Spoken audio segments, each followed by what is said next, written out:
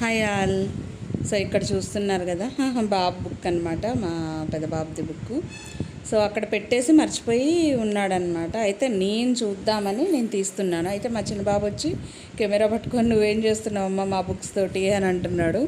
అయితే నేను చెప్తున్నా అనమాట, నేను చదువుకునేటప్పుడు ఇదే సబ్జెక్ట్ కదా నేను కూడా చదివింది. సో అప్పుడు మా సబ్జెక్ట్ ఎలా ఉంది, ఇప్పుడు మీ సబ్జెక్ట్ ఎలా ఉందో చూస్తున్నా జస్ట్ అంతే. అంటే ఓహో అప్పటి సబ్జెక్టు నీకు ఇంకా గుర్తుందా అని అంటున్నాడు. సో ఎన్నేళ్ళైనా కొన్ని కొన్ని గుర్తుంటాయి కదా, పూర్తిగా మర్చిపోలేం కదా, కొన్ని సిలబస్ అయితే గుర్తుంటుంది. అయితే ఫన్నీగా క్వశ్చన్స్ వేస్తున్నాడు అనమాట. H2O అంటే ఏంటి, O2 అంటే ఏంటి, ఫిజిక్స్లో ఫార్ములాస్ కొన్ని అడుగుతూ ఉన్నాడు. సో నాకు గుర్తున్నాయి నేను చెప్తున్నా అనమాట, గుర్తులేనివి నాకు గుర్తులేదు అని చెప్పేస్తున్నా. అయితే బుక్ మరి ఎందుకు అంటే, మనకి ఎప్పుడైనా పాత రోజులు, మర్చిపోయిన రోజులకు సంబంధించి కొన్ని మెమొరీస్ కనిపించాయనుకోండి, ఆటోమేటిక్గా చేయి వెళ్ళిపోతుంది చూద్దామని. నేను నేర్చుకున్నప్పుడు ఫార్ములాస్ ఇప్పుడు ఫార్ములాస్ ఏమన్నా మ్యాచ్ అవుతాయా, ఉన్నాయా ఆ సబ్జెక్ట్లో, సో ఎక్కడన్నా కలుస్తుందా కలవదా అనేది నేను చూస్తున్నా అనమాట. అయితే దానికి సంబంధించిన కన్వర్జేషన్ అనేది మా ఇద్దరి మధ్య నడుస్తుంది. వీడియో తీశాడనమాట. సో ఒరిజినల్ వాయిస్ అనేది నేను ప్లే చేయడం లేదు. చాలా ఫన్నీగా మాట్లాడుకున్నాం ఇద్దరం కూడా. అదే చెప్పాను కదా, డౌట్స్ అడుగుతున్నాడు ఇప్పుడు. నేను అది నాకు గుర్తుండి గుర్తులేక సగం సగం చెప్పానన్నమాట. తర్వాత జువాలజీ గురించి కూడా కొన్ని అడిగాడు. వాడికి సంబంధించి జువాలజీ తెలీదు, బట్ నువ్వు అవి కోసావా ఈ కోసావా అని అడుగుతున్నాడు. మాకు అప్పుడు ప్రాక్టికల్స్ అప్పుడు మేము నేర్చుకున్నాము సెకండ్ ఇయర్లో జువాలజీలో బొద్దింక, తర్వాత వానపాము, ఇవైతే మేము చేసామన్నమాట. మేము వచ్చినప్పుడు కప్ప చాప్టర్ అయితే అప్పుడే తీసేశారు. సో మా అదృష్టం కొద్దీ ఆ కప్పనైతే కొయ్యలేదండి. ఆ రెండు మాత్రం కోసాను, వానపాము బొద్దింకనైతే కోసాను. దానికి సంబంధించి వాడికి తెలియని డౌట్స్ అడుగుతుంటే నాకు కడుపులో తిప్పుతుంది అనమాట. అంటే లోపల బ్లడ్ ఏ కలర్లో ఉంది, బొద్దింకకి నరాలు ఎన్ని ఉంటాయి, అది ఇదని అడుగుతున్నాడు. ఇంకా నాకు కడుపులో తిప్పుతుంది. అరే నువ్వు అడగ మాకు, ఇంకా నీకు దండం పెడితే నాకు కడుపులో తిప్పుతుందని చెప్పాను అనమాట. సో ఆ సరదా కన్వర్జేషన్ అది. ఇంకా తర్వాత వచ్చేసి పనిలోకి అయితే దిగిపోయాను.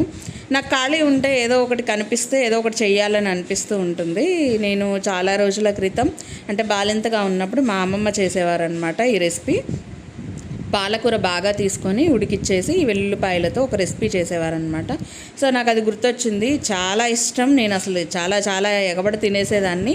ఇంకా తర్వాత బాలింతరాలుగా అయిపోయిన తర్వాత ఇంకా మనకు అంత నీడు ఉండదు కదండి, అంటే అంత అవసరం అనేది ఉండదు కదా. అయితే నాకెందుకో మళ్ళీ తినాలి అనిపించింది. ఇంట్లో ఎవరు ఇష్టంగా తిన్నా తినకపోయినా నేను ఇష్టంగా తిందామని చేసుకుంటున్నా. అయితే ఈ రెసిపీ ఫుల్ వీడియో కావాలంటే మాత్రం రేపటి వీడియోలో పోస్ట్ చేస్తాను. ఇవి ఒలిచి పెట్టుకుంటున్నాను.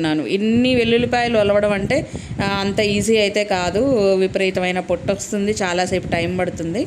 అండ్ మా అక్క సీతాఫలం ఆకులు అయితే తీసుకొచ్చి ఇచ్చిందనమాట. మీరు అనుకోవచ్చు ఆకులతో ఏం చేస్తావు అని. సీతాఫలం ఆకులతోటి కషాయం చేసుకుంటే బాడీలో వేస్టేజ్ ఏది ఉన్నా వెళ్ళిపోతుంది అనమాట. అంటే ఏం లేదు, వాటర్లో బాయిల్ చేసేసి చల్లారిన తర్వాత ఆ వాటర్ని మనం వడపోసేసుకొని అందులో కొంచెం తేనె వేసేసుకొని నిమ్మరసం వేసేసుకొని తాగేయడమే అనమాట. చాలా హెల్త్ బెనిఫిట్స్ అయితే బాగా ఉన్నాయండి. అలా అని డైలీ తాగొద్దు. వారానికి ఒకసారి, వారానికి 2 రోజులు 3 రోజులు, హెల్తీగా ఉన్నోళ్ళు వారానికి 3 డేస్ తాగితే సరిపోతుంది డే బై డే. సో ఇంకా అది అన్నీ సర్దేసుకున్న తర్వాత పక్కకు తీసేసుకున్నాను. ఇంకా తర్వాత చట్నీ కోసం ప్రిపేర్ చేస్తున్నాను అనమాట. ఇంత ఆయిల్ అయితే పోసాను. ఇంత ఆయిల్లో నేను పల్లీలు పచ్చిమిర్చి అయితే వేయించుకుంటాను అనమాట. ఇది జస్ట్ టిఫిన్ కోసం, ఆ పూట టిఫిన్ కోసమే అండి. నేను ఇంకా 2 రోజుల మందం, ఇంకొక రోజు మందం నేను వేయించుకోను. సో ఒక్క పూట, ఏ పూటకు ఆ పూటే వేయించేసుకొని ఫ్యాన్ కింద కాసేపు చల్లార పెట్టేసుకుంటే చట్నీ రెడీ అయిపోతుంది. నాకు టేస్ట్ అనిపించదు. మామూలుగా వేయించుకున్న ఏ పూటది ఆ పూట వేయించుకోవడం అనేది నాకు అలవాటు అనమాట. ఒక గంట టైం ముందే పెట్టేసుకుంటే సరిపోతుంది కదా, మనకి ఆ టైంకి ఫ్రెష్గా రెడీ అయిపోతుంది కదా. సో ఇలా వేయించుకున్నాను, చూసారా కలర్ అనేది టర్న్ అయిపోయాయి.